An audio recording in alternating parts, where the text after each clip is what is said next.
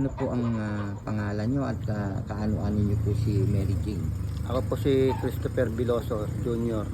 Kapatid ko po, busong kapatid ko po si Mergin Biloso. So, ano ang hanap buhay nyo po?